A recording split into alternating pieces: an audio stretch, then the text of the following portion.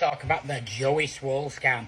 And the reason I brought this up is after I did the last video on Joey Swoll, I was extremely disappointed, though I should have expected it by a lot of his fans. When I allowed commenting on, if anyone agreed with me on the video, which plenty did and plenty didn't, which is fair, but if anyone agreed with me, there was, well, here's some of the stuff. I should have really screenshotted and put, but Joey Swoll fans threatened sexual assaults on women who agreed with me.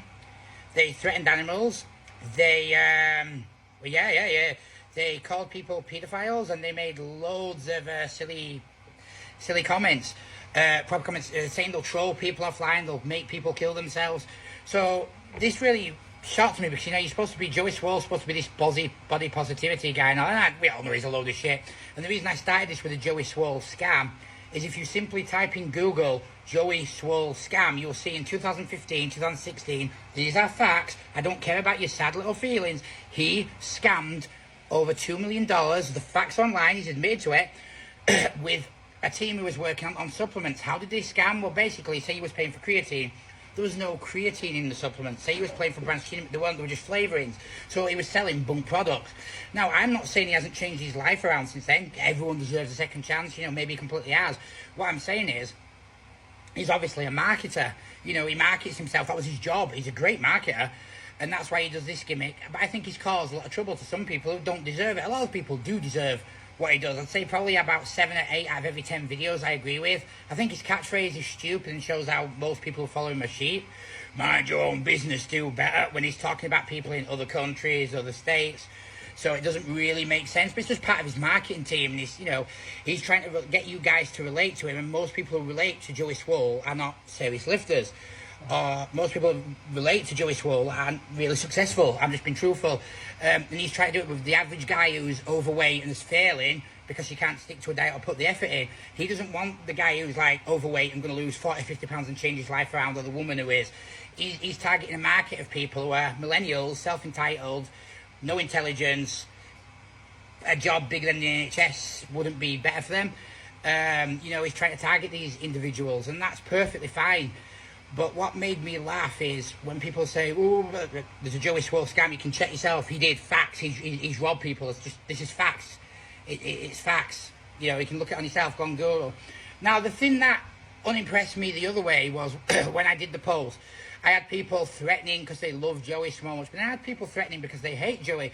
So one of the messages I got was about was from a female. I had a few of these, and you'll see them online if you just type Joey Swoll scam Reddit. You'll see people saying it. Now, I don't personally believe these. I believe he deserved these. And one of the first messages I got was from a female saying, "Oh, blah, blah, blah, Joey Swoll exposed himself. He used to show me his penis all the time. You know, she was like, the female is not attractive." And I said, "Okay, so what, you sent you an unsolicited dick pic?" She goes, yeah. He used to. I said, "Okay, you screenshotted this, yeah?" She goes, "No."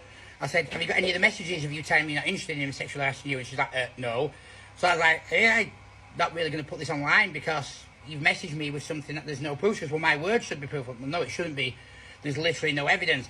And when you do a bit of a view online, you'll see about 12 or 15 girls spreading that he's exposed himself to them, that he's a sex offender, all these stuff. I don't believe any of them parts are true, simply because there's literally no facts. The girls saying it tend to be, I don't mean to be nasty, but they're unattractive. They're not girls you'd go and...